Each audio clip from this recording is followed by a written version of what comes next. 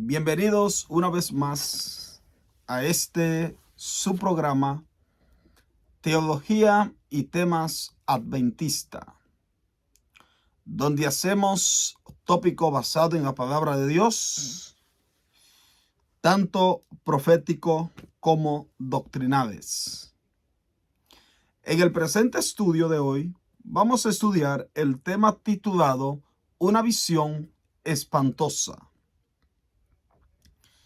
Y quiero comenzar el presente estudio en Génesis, el capítulo 3, los versículos 1 hasta el versículo 5.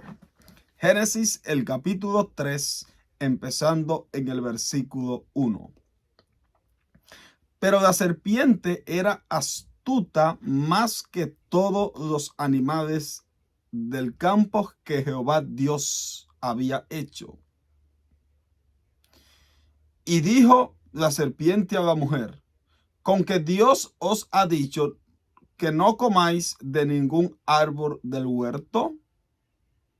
Y la mujer respondió a la serpiente: del fruto de los árboles del huerto podemos comer, pero del fruto que está en medio del huerto, dijo Dios, no comeréis de él, ni le tocaréis, para que no muráis.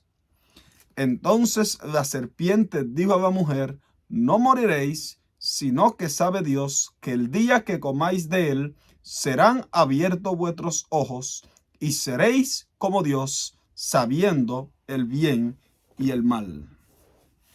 Así que yo quiero que ustedes noten algunos argumentos que se utilizan aquí en Génesis, el capítulo 3. En primer lugar, la serpiente trata de establecer una conversación con Eva y le dice: ¿con que Dios os ha dicho que no comáis de todo árbol del huerto? Inmediatamente la mujer reacciona y dice: de todo árbol del huerto podemos comer, menos del árbol del conocimiento del bien y del mal, de ese nosotros no podemos comer. Entonces, en el versículo 4, si ustedes notan, la serpiente le dice a la mujer: entonces la serpiente dijo a la mujer, no moriréis. En esta expresión, no moriréis, se registra el primer sermón basado en la inmortalidad del alma. Es decir, el primero que propuso vida en desobediencia fue Lucifer. Lucifer manda a la mujer a que desobedezca a Dios y después le dice: ustedes no van a morir. Es decir, van a ser seres pecadores inmortales. Van a vivir eternamente. Esta fue la primera mentira registrada en todas las escrituras en relación a la inmortalidad del alma. Ahora, Dios en el principio había dicho que el hombre no posee un alma. Dios claramente había establecido que el hombre en toda su esfera es un alma. En Génesis, el capítulo 2 y el versículo 7, Dios dice aquí: entonces Jehová Dios formó al hombre del polvo de la tierra y sopló en su nariz aliento de vida, y fue el hombre un ser o un alma viviente. Es decir, lo que está diciendo el texto aquí es que el polvo de la tierra más el aliento de vida es lo que llegó a ser un alma viviente. Es decir, desde la perspectiva bíblica, el hombre no posee un alma independiente del cuerpo, sino que el hombre en su totalidad, polvo de la tierra más aliento de vida, es lo que llega a constituir el alma. Ahora digo esto porque ahora mismo en el ámbito filosófico y teológico hay dos conceptos que se estudian en relación a la naturaleza del hombre. El primer concepto se le conoce como la visión holística. Y el segundo concepto se le conoce como la visión dualística. Ahora, inmediatamente nosotros nos preguntamos cuál es la diferencia entre la visión holística y la visión dualística. En realidad, la visión holística es aquella que enseña que el cuerpo y el aliento de vida que Dios colocó en el principio representan los dos una misma cosa y que ambos llegan a ser un alma viviente. Esa es la posición o la definición de la visión holística. Es decir, ella comprende que el hombre no posee un alma independiente del cuerpo, sino que el hombre en su totalidad es un alma. Ahora, por otra parte, tenemos el concepto de la visión dualística. La visión dualística enseña que el hombre está compuesto de polvo de la tierra más aliento de vida. Es decir, la visión dualística en realidad lo que enseña es que el hombre por naturaleza está compuesto de dos cosas: polvo de la tierra más el aliento de vida, o lo que ellos le llaman el alma. Ahora, nosotros como adventistas debemos de entender que la Biblia presenta la posición holística. La Biblia enseña que el hombre no posee cuerpo y alma y que ambos son completamente separados.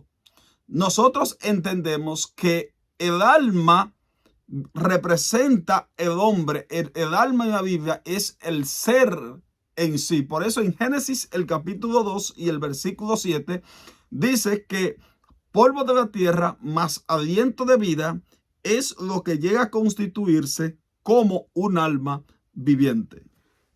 Ahora, el apóstol Pablo en 1 Corintios, en el capítulo 15 y el versículo 45, llegó a entender esto. Pablo en 1 Corintios, el capítulo 15 y el versículo 45, fíjense cómo Pablo entendió Génesis 2 y el versículo 7. Dice Pablo: así también está escrito. Y nosotros debemos de entender esto. Cuando Pablo dice está escrito, es porque él va a usar un texto que proviene del Antiguo Testamento. Así también está escrito: fue hecho el primer hombre, Adán, alma viviente, y el postrer Adán, espíritu vivificante.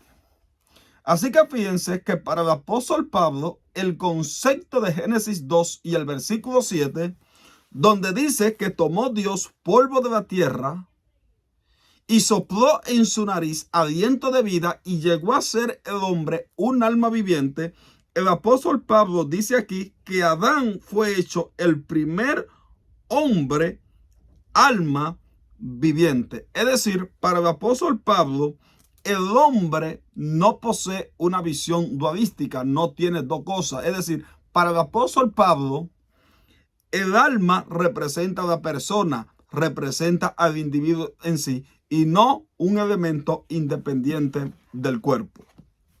Ahora, la Biblia dice claramente que el hombre que pecare, esa morirá, en el libro de Ezequiel, en el capítulo 18. Ahora bien, cuando la mujer fue persuadida por la serpiente, fíjense que la serpiente le dice: ustedes no van a morir. Van a ser seres pecadores inmortales.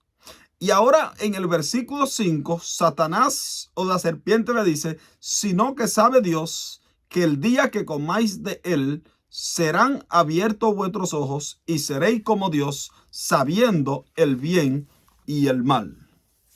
Es decir, lo que Satanás le está diciendo a ellos es: mire, si ustedes comen de ese árbol, van a ser seres inmortales. Ustedes no van a morir. Pero Satanás le agrega un detalle más. Dice: y seréis como Dios. La doctrina de la inmortalidad del alma está estrechamente relacionada con el espiritismo. Y el espiritismo presenta a los muertos y a las personas como si fueran semidioses. En Génesis, el capítulo 3 y el versículo 5, cuando Satanás dice, ustedes van a ser como Dios, Satanás está materializando la misma obra que empezó en el cielo, que quería subir por encima de las estrellas y quería ser semejante al Altísimo.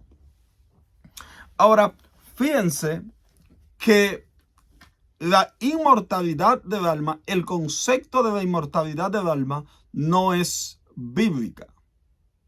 Y ahora surge la pregunta clave. Entonces, si el concepto no es bíblico, ¿por qué algunas denominaciones o muchas denominaciones religiosas, principalmente la Iglesia Católica, cree que el alma es inmortal? Bueno, para eso nosotros necesitamos estudiar un poquito de historia y ver de dónde se tomó este concepto. Sucede el caso que la primera civilización que se identifica históricamente hablando como la que creía en la inmortalidad del alma eran los egipcios. Según el historiador Heródoto del siglo V a.C. Heródoto dice que la primera civilización en creer en relación a la inmortalidad del alma eran los egipcios. Por eso los egipcios enterraban a sus faraones con grandes fortunas, porque ellos pensaban que los faraones la utilizaban en la otra vida, es decir, eran creyentes del error de la inmortalidad del alma. Ahora, en un viaje que Sócrates, el filósofo griego, hacia Egipto, de acuerdo a Samuel Bacocchi, Sócrates allí va a Egipto para investigar el concepto de los egipcios en relación a la inmortalidad del alma.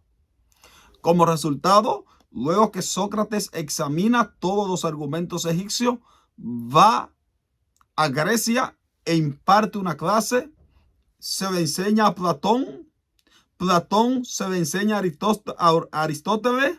Como resultado, ahora la filosofía griega acuña este concepto de que el hombre posee un alma inmortal, de que el hombre es un ser inmortal.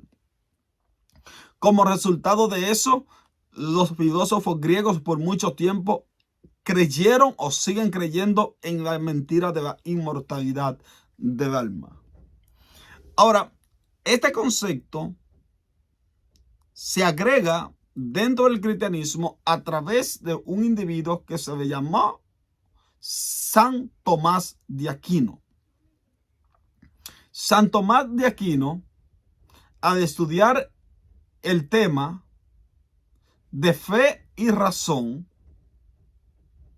donde él quería demostrar de que no podía haber una separación entre la fe y la razón, es decir, entre el conocimiento humano y la revelación divina, decide estudiar los escritos de Aristóteles, especialmente el concepto de la metafísica o el estudio del ser de Aristóteles. Sucede el caso que San Tomás de Aquino se da cuenta que los griegos, especialmente Aristóteles, entendía que el hombre posee un alma inmortal.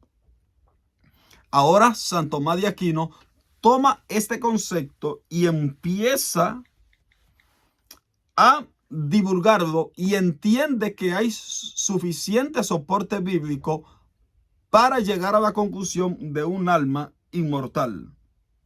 Como resultado, se introduce dentro del cristianismo estos conceptos en relación al alma, especialmente entendiendo de que el alma es inmortal.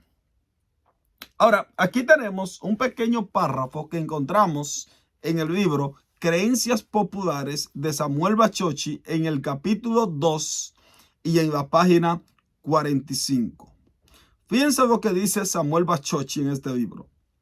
La creencia egipcia en la inmortalidad del alma existió siglos antes del judaísmo, del helenismo, del hinduismo, del budismo, del cristianismo y del islam. Según Heródoto, con el tiempo, los griegos adoptaron de los egipcios la creencia de la inmortalidad del alma. Escribió: los egipcios también fueron los primeros en sostener la doctrina de que el alma del hombre es inmortal. A esta opinión la han adoptado como propia algunos de entre los griegos en diferentes periodos del tiempo. Y no solamente, él sigue diciendo: el filósofo griego Sócrates, del 470 al 399 a.C., viajó a Egipto para consultar a los egipcios acerca de su enseñanza sobre la inmortalidad del alma. A su regreso a Grecia, impartió esta enseñanza a su alumno más famoso, Platón. En su libro El Faedo, Platón relata la conversión final de Sócrates con sus amigos en su último día de vida. Estaba condenado a beber la cicuta por corromper a los jóvenes de Atenas al enseñarle ateísmo, es decir, el rechazo de los dioses.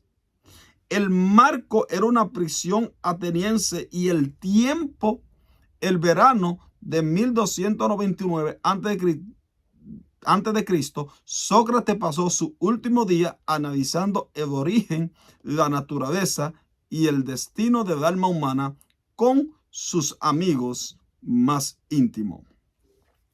Pero ahí no queda todo, porque un poquito de tiempo más adelante, esta enseñanza se iba a difundir entre los primeros en el judaísmo helénico. Dice Samuel Bachochi: esta enseñanza se difundió primero en el judaísmo helénico, especialmente a través de la influencia de filojudeos, y posteriormente en el cristianismo, especialmente a través de la influencia de Tertuliano, Orígenes, Agustín de Hipona y por último Tomás de Aquino, quien fue el que tuvo mayor prominencia y éxito para introducir esta enseñanza dentro del cristianismo. Estos escritores intentaron armonizar la visión platónica de la inmortalidad del alma con las enseñanzas bíblicas de la resurrección del cuerpo. Es decir, el concepto de la inmortalidad del alma no es un concepto bíblico. Es un concepto que en realidad proviene de la filosofía griega y adoptada por San Tomás de Aquino y bautizada al cristianismo, y ahora la Iglesia Católica llega a acuñar esta creencia acerca de la inmortalidad del alma. Ahora, lo más sorprendente de esto es que inclusive muchos protestantes, sabiendo que la Biblia no enseña tal cosa, siguen como loros repitiendo la misma creencia católica de la inmortalidad del alma. Más adelante, luego con el descubrimiento de la inmortalidad del alma introducida por San Agustín de Hipona, se agrega el concepto del infierno, el concepto del purgatorio, etc. Todos esos conceptos que son antibíblicos son completamente introducidos dentro del cristianismo y bautizados. Ahora, al pasar el tiempo, el error de la inmortalidad del alma ahora se disfraza en una teoría llamada el espiritismo o la comunicación con los muertos. Dios ya había predicho este asunto y le había dicho a su pueblo que no intentaran consultar a los muertos. Por ejemplo, en el libro de Isaías, ustedes pueden encontrar ese texto, Isaías en el capítulo 8. Fíjense cómo Dios le dice a su pueblo. Isaías, el capítulo 8, Dios le había advertido a su pueblo de que no consultaran a los muertos. Dice Isaías, el capítulo 8, y empezando en el versículo 19, dice: y os dijeren, Preguntad a los encantadores y a los adivinos que susurran hablando. Responded. ¿No consultará el pueblo a su Dios? ¿Consultará a los muertos por los vivos? Es decir, lo que Dios está diciendo aquí es, ¿van ustedes a consultar a los adivinos? ¿O van a consultar a los muertos por los vivos? No, el pueblo de Dios tiene que consultar a su Dios, no a ningún muerto. ¿Y por qué razón los muertos no pueden ser consultados? Bueno, en el libro de Eclesiastés, en el capítulo 5 y el versículo 9, encontramos un detalle importante de lo que dice el sabio Salomón. Dice Salomón, porque los que viven saben que han de morir, pero los muertos nada saben, ni tienen más paga, porque su memoria es puesta en el olvido. Es decir, usted no puede consultar a un muerto porque de acuerdo al principio bíblico, los muertos no saben nada. Los muertos solamente se están allí en el sepulcro descansando hasta el día de la resurrección. Los muertos no tienen memoria. Y dice en el versículo 6, también su amor y su odio y su envidia fenecieron ya, y nunca más tendrán parte de lo que se hace debajo del sol. Es decir, los muertos no pueden ser consultados, porque los muertos están allí en el sepulcro, no tienen memoria de lo que se hace debajo del sol, y mucho menos pueden dar alguna consulta eficiente a los vivos. Ustedes pueden encontrar en todo el Antiguo Testamento personas que consultaron a muertos y no les fue nada bien. El problema es que cuando nosotros llegamos a consultar a los muertos, nos colocamos en terreno de Satanás. Y Satanás comienza a obrar a través de ese telón. Eso es sumamente peligroso. Si nosotros queremos saber algo, tenemos que dirigirnos no de acuerdo al concepto, no consultando a magos, adivinos, etcétera, muertos. No, debemos de consultar a Dios a través de su palabra. El espiritismo es una doctrina o una creencia que se ha popularizado tanto que de acuerdo a Samuel Bachochi, en su libro Creencias Populares, él dice que una encuesta hecha en los Estados Unidos, el 75% de la población estadounidense creen en el error de la inmortalidad del alma. Muy grande. Inclusive en el mundo religioso se mantiene la misma idea de la inmortalidad del alma. Un error garrafal. Ahora, Elena de White había predicho este asunto en una visión que se demostró que se encuentra registrada en su libro Primeros Escritos en la página 263 y en el párrafo 1. Dice ella, vi la rapidez con la que se difundía el engaño espiritista. Se me mostró un tren de vagones que marchaba a la velocidad del rayo. El ángel me mandó que observara cuidadosamente. Fijé la vista en el tren. Parecía que en él iba el mundo entero. Después el ángel me mostró al jefe del tren, un hermoso e imponente personaje a quien todos los pasajeros admiraban y reverenciaban. Quedé perpleja y le pregunté a mi ángel acompañante quién era aquel jefe. Me respondió, es Satanás, disfrazado de ángel de luz, ha cautivado el mundo. Este ha sido entregado a formidables engaños para creer en una mentira a fin de que se condene. Su agente que le sigue en categoría es el maquinista y otros agentes suyos están empleados en diversos cargos según los van necesitando y todos marchan con relampagueante velocidad a la perdición. Es decir, lo que está diciendo Elena de White en esta visión del tren es que se demostró un tren que iba cargado de gente. Satanás era el conductor Y como resultado, todos creían en el engaño del espiritismo y todos se dirigían a una velocidad terrible hacia la perdición. Y luego, dice Elena de White, le pregunté al ángel si no había quedado nadie sin subir en el tren. Y él me mandó que mirase en la dirección opuesta, donde vi una pequeña compañía que caminaba por un sendero angosto. Todos parecían firmemente unidos por la verdad. Aquella pequeña compañía daba muestra de fatiga, como si hubiera pasado por muchas pruebas y conflictos. Parecía como si el sol acabara de levantarse detrás de una nube y brillara sobre su rostro, dándole aire de triunfo, cual si estuviera éxito o próximo a ganar la victoria. Es decir, Elena de White ve aquí que el mundo entero va en ese tren y van camino a la perdición. Pero luego ella pregunta si todo el mundo se ha subido allí y ella ve o se le dirige su mirada a la dirección opuesta y ve una pequeña compañía que camina en un sendero angosto. Ese es el pueblo de Dios. Por lo tanto, aunque Satanás engaña a los moradores de la tierra a través del espiritismo, Dios va a tener un pueblo que va a mantenerse firme a su palabra y va a representar esa pequeña compañía que no se va a montar en el tren, sino que va a caminar por la puerta estrecha.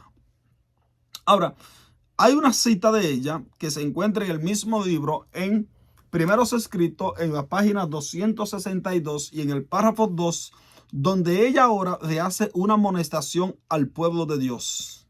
Dice ella: vi que los santos deben tener comprensión cabal de la verdad presente, porque se verán obligados a sostener por las Escrituras.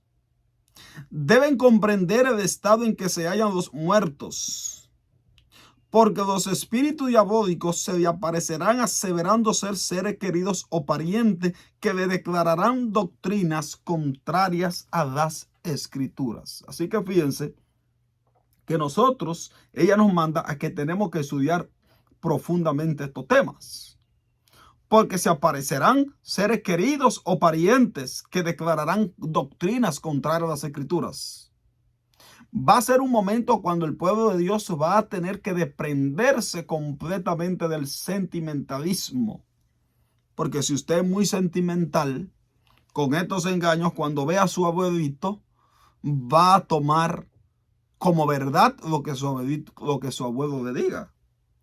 Sigue diciendo: harán cuanto puedan para excitar su simpatía y realizarán milagros ante ellos para confirmar sus declaraciones. Ojo con esto. El pueblo de Dios debe estar preparado para rechazar a estos espíritus con la verdad bíblica de que los muertos nada saben y que los aparecidos son espíritus de demonio. Es decir, nosotros tenemos que estudiar este tema. Nosotros tenemos continuamente que buscar o tener fundamentos bíblicos de que los muertos no saben nada a través de las Sagradas Escrituras. El espiritismo ahora mismo está tomando un papel fundamental en todas las iglesias protestantes que están creyendo en esta mentira. Hay dos doctrinas que van a unir tanto al catolicismo, protestantismo, como al secularismo.